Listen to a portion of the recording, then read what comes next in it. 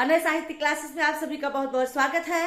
मैं आप सभी को हिंदी व्याकरण में रस पढ़ा रही हूँ।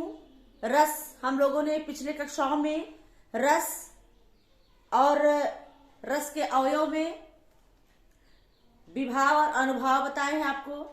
आज की कक्षा में मैं आप लोगों को रस के अवयव में अगला पार्ट तीसरा संचारी भाव बताने वाली हूँ।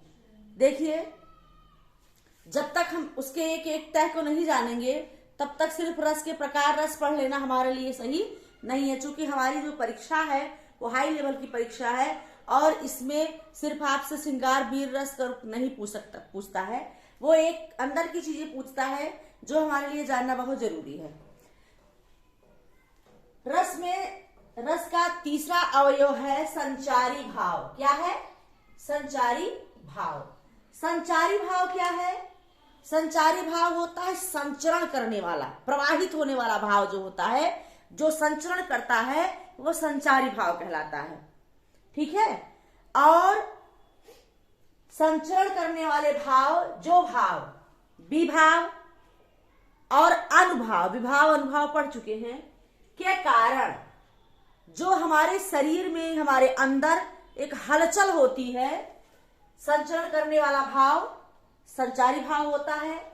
जो भाव विभाव अनुभाव के कारण होने वाले हलचल संचारी भाव कहलाते हैं। क्या कहलाते हैं?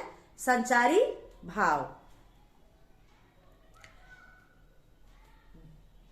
विभाव और अनुभाव के कारण, विशेष भाव के कारण, अनुभाव में कायिक और सात्विक अनुभाव आपने देखा, उनके कारण हमारे अंदर जो हलचल होती है, जो भाव संचरण विचरण करते हैं, वो क्या कहलाते हैं? संचारी भाव। संचारी भाव की संख्या 33 मानी गई। कितनी मानी गई है? 33। इनकी संख्या 33 है, जिसमें कि इनकी संख्या को याद करना भी पड़ेगा, बहुत जरूरी है, क्योंकि पूछता है।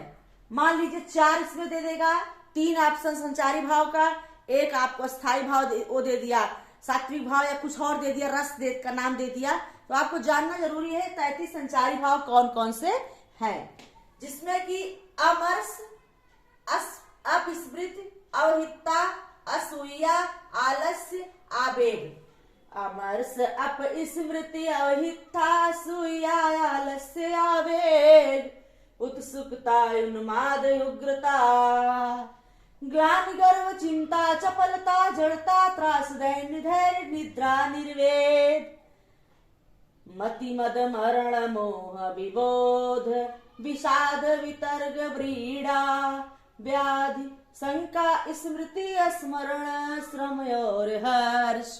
ये इसके 33 संचारी भावों की संख्या है। आप अमर्ष, अपस्मृति, अवहिता, असूया, आलस्य, आवेग, उत्सुकता, उन्माद, उग्रता, ग्लानि, गर्व, चिंता, चपलता, जड़ता, त्रास, दैन्य, धैर्य, निद्रा, निर्वेद, मति, मद, मरण, मोह, विबोध, विषाद, वितर्क, व्रीड़ा, व्याधि, शंका, स्मृति, स्मरण, श्रम, हर्ष।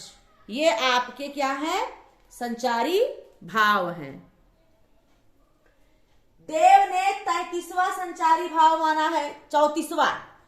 हिंदी आचार्य देव हैं जिन्होंने 34वां संचारी भाव माना है। किसे?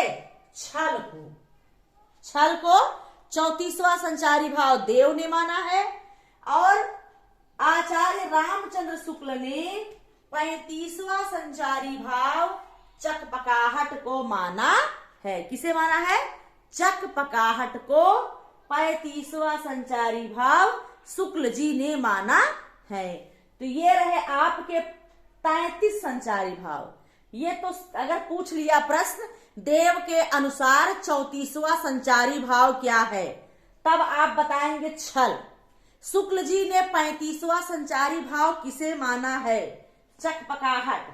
बाकी अगर पूछ लिया गया सामूहिक रूप से कि संचारी भाव की संख्या कितनी है, तो 35 नहीं बताएंगे, सिर्फ 33। संचारी भाव की संख्या 33 है। तो ये है संचारी भाव। अगली कक्षा में अस्थाई भाव और रस क्या है ये बताएंगे। आज की कक्षा में इतना ही। अगली कक्षा में फिर मैं आपसे मिलती हूँ। धन्यवाद।